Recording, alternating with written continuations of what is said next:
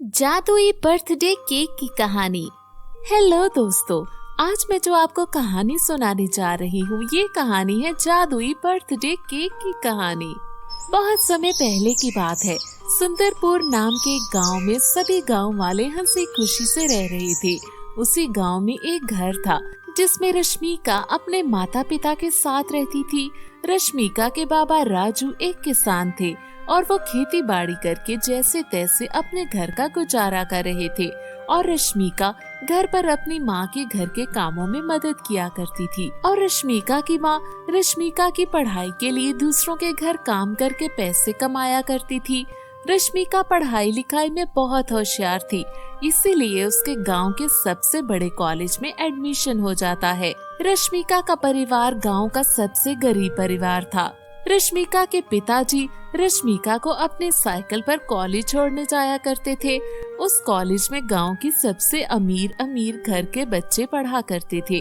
वो सब अपनी अपनी बाइक और बड़ी बड़ी कार पर कॉलेज आया करते थे।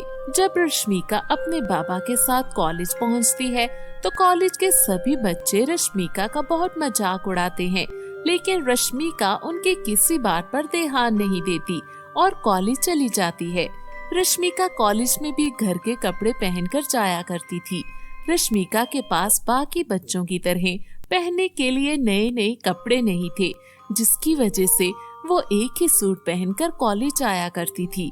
एक दिन रश्मिका जब कॉलेज के कॉरिडोर से गुजर रही होती है, तभी उससे उसके गांव के साथ की लड़की पुष्पा कहती है, अरे देखो देखो, रश्मिका को तो देखो, इसके कपड़े कितने फटे पुराने हैं। लगता है कि इसके माता पिता ने इसे बचपन से सिर्फ एक ही सूट लेकर दिया है, तभी ये सिर्फ एक ही सूट पहनकर आ जाती है।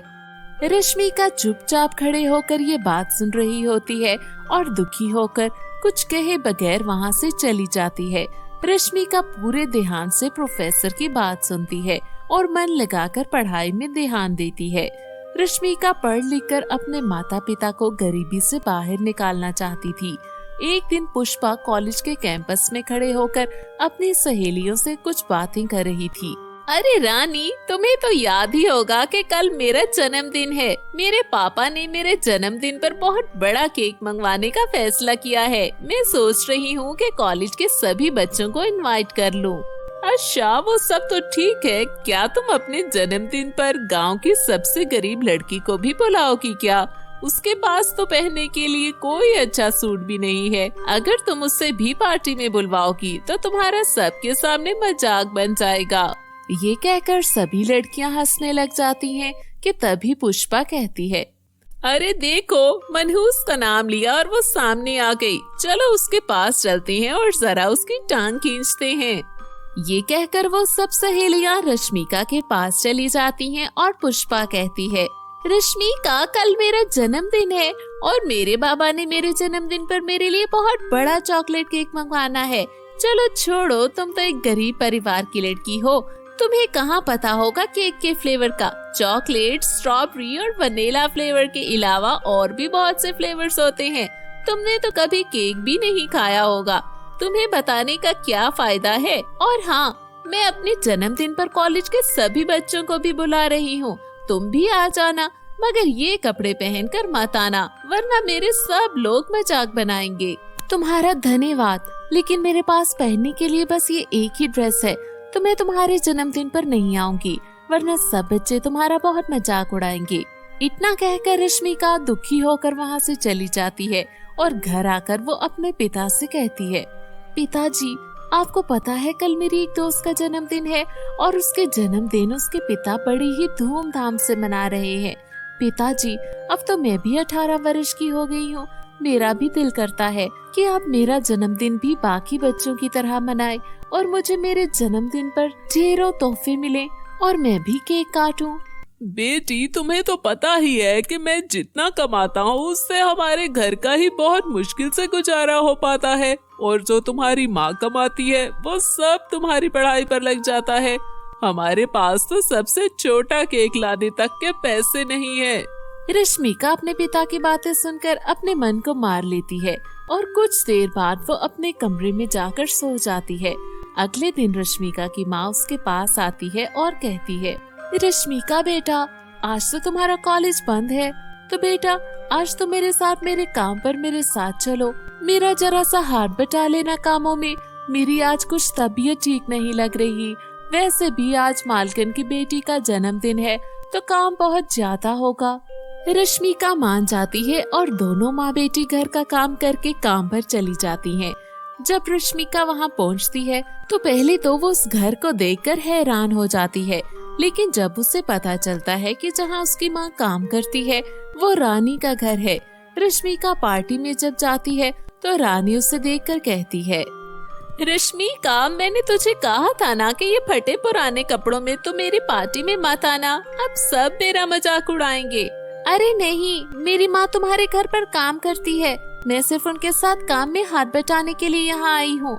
अच्छा अच्छा ठीक है, लेकिन तू सबके सामने मत आना। मैं तुझे अगर बच गया तो अपनी बर्थडे का केक थोड़ा सा दे दूंगी।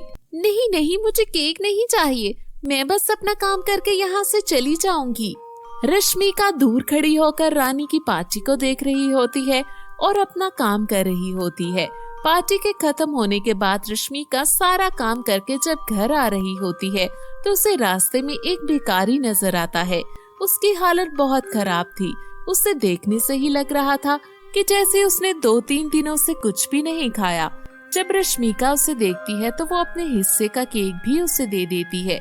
जब रश्मिका उसे केक देती है वो फकीर एक गोल्डन परी में बदल जाता है और वो परी रश्मिका से कहती है, रश्मिका, तुम्हें तो कभी भी केक नहीं खाया था, मगर फिर भी तुमने मुझे अपने हिस्से का केक दे दिया। मैं तुम्हारी परीक्षा लेना चाहती थी और तुम इस परीक्षा में सफल हो गई हो। मैं तुम्हें एक जादुई केक देती हूँ जिससे तुम जो भी इच्छा मांगोगी वो पूरी हो जाएगी।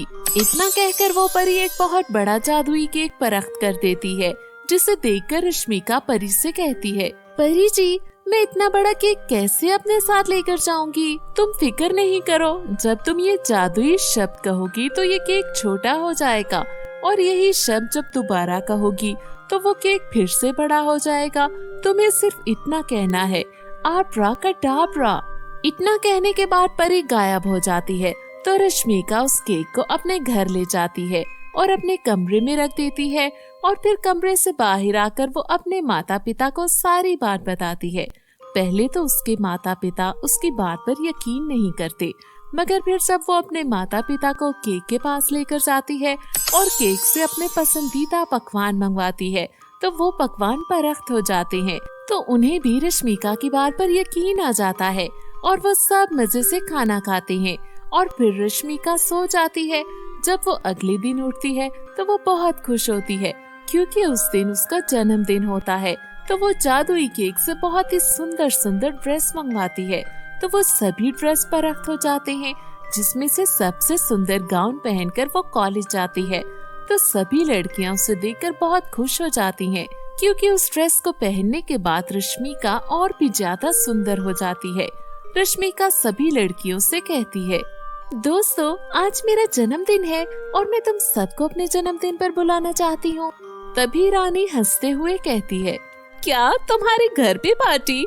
तुम क्या अपने जन्मदिन पर हमें सूखी रोटी खिलाओगी? तभी रश्मिका कहती है, अरे नहीं नहीं, मैं तुम सबको बहुत बड़ा केक खिलाऊंगी और बहुत से पकवान भी। रश्मिका की ये बात सुनकर रानी मन ही मन में कहती है, मैं भी जरा देखूं कि रश्मिका के हाथ कौन सा बड़ा खजाना लग गया है। इतना कहकर वो सब रश्मिका के घर केक देखने चली जाती हैं। जब सब वो इतना बड़ा केक देखते हैं तो रानी मन ही मन में कहती है, नहीं, बिल्कुल नहीं, मैं यहाँ सबसे ज्यादा अमीर हूँ। अगर इसने ये केक काटा तो मेरी सबके सामने मजाक बन जाएगा। नहीं, मैं ऐसा नहीं होने दे सकती। मैं इसका ये केक खराब कर दूंगी। देखती हूँ कि फिर ये कैसे इतना बड़ा केक काटती है। इतना कहकर जैसे ही रश्मिका केक को पकड़ने लगती है तो जोरदार झटका लगता है, जिसकी वजह से उसकी स्किन पर बहुत से काले धब्बे बन जाते हैं, जिन्हें देखकर रानी रोने लगती है। जब रश्मिका वहाँ आती है तो कहती है, लगता है तुमने केक के साथ कुछ किया है। अगर तुम ऐसा ना करती तो तुम्हारे साथ कुछ भी ना होता। रश्मिका, मुझे माफ कर दो। रश्मिका को रानी पर तरस आ जाता है।